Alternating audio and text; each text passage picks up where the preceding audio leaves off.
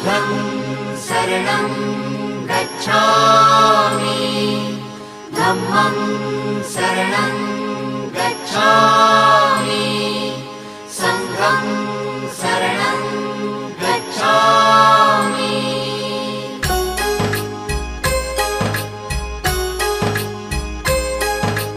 बुद्धं शरणं गच्छामि धम्मं शरणं गच्छामि संघं शरणं गच्छामि। त्याग मूर्ति तू शांत चित्त तू योग रूप संसारी दया प्रेम अन मानवतेचे प्रतीक तुझी ईश्वरी